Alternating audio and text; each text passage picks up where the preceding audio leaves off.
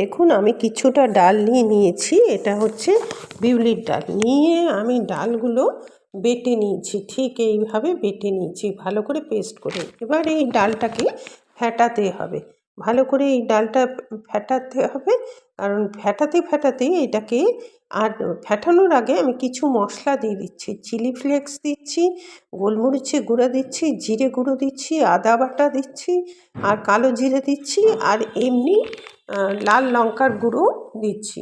এইগুলো হচ্ছে এর মশলা। মশলাটা দিয়ে দেবেন, তাহলে দেখবেন খেতে খুবই ভালো হবে। এবার এই মশলাটা দিয়ে আমি এটা নাড়তে থাকবো, মানে ফেটাতে থাকবো, এটা ফেটাতে থাকবো। ফেটাতে আমি হিংও কিছুটা দিয়ে দিলাম। এবার হিং টিং দিয়ে এটাকে ফেটাতে থাকবো। ফেটাতে এটা দেখবেন যখন একদম ফ্লাফি হয়ে যাবে এবং সেটা জলের মধ্যে দিলে ওটা ভেসে উঠবে, তখন বুঝবেন যে এই জিনিসটা, বড়িটা ডাল ফাটানো হয়ে গেছে। এইভাবে দিতে আমি বেশিরভাগই বড়ি বাড়িতে বানিয়ে নিই, সেই জন্যে আমি আর অত বাইরের বড়ি কিনি না। বাই দ্য ওয়ে, আমি নূপুর, আপনারা দেখছেন smile with Nupur and Tania. Please একটু সাবস্ক্রাইব করে দেবেন, বেল আইকনটা টিপতে ভুলবেন না, লাইক শেয়ার করে পাশে থাকবেন, এইটাই আমার একান্ত অনুরোধ আপনাদের কাছে। দেখুন কিভাবে ফেটাচ্ছি, কন্টিনিউয়াস এরকম ফেটাতে হবে।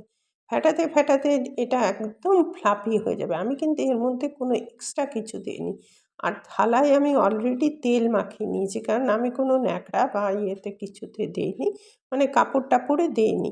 এবার আমি একটা বাটিতে জল নিয়েছি, জল নিয়ে আমি দেখে নেব যে এটা ভাসছে কিনা। যদি ভাসে তাহলে বুঝবেন যে এটা হয়েছে, আর যদি না ভাসে তাহলে বুঝবেন যে আবার একটু করতে হবে। এরকম করতে এটা যখন ফ্লাফি হয়ে যাবে, তখন আমার এটা রেডি হয়ে যাবে। এবার আমি তারপরে এটাকে একদম মানে বড়িটা দেওয়া শুরু করব। আমার বাড়িতে রোদ আছে, আমি রোদেই বড়ি শুকিয়ে নিই, যার ফলে কি হয়েছে, এটার সুবিধা হয়। যাদের রোদ নেই তারা কি করবেন, তারা অল্প হালকা ইয়েতে দেবেন, মাইক্রোতেও এটা ভালো হয়, করে নেবেন মাইক্রোতে দিয়ে, মাইক্রো ওভেনে করে নেবেন।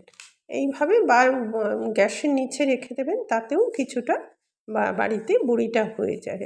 এটা আমার একটা শখ আর কি, বাড়িতে বড়ি করে আমি সেটাকে যখন বাড়িতে থাকি তখন বড়িটা করে রেখে দিই। এটা সারা বছর থাকে। আর এটা সংরক্ষণ করবেন কী করে, কারণ এটা একটু তেজপাতা আর শুকনো লঙ্কা দিয়ে রাখবেন, দেখবেন সারা বছর ঠিক আছে।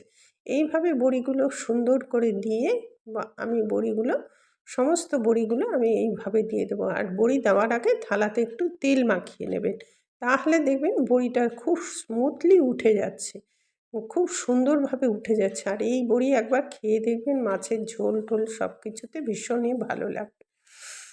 দেখুন এই প্রায় বড়িটা আমার থালা ভর্তি করে দেওয়া হয়ে গেছে। আমি এইভাবে যতটা ধরে ততটা সেইভাবে দিয়ে আমি তারপরে রোদে রেখে ফিরে এসেছি।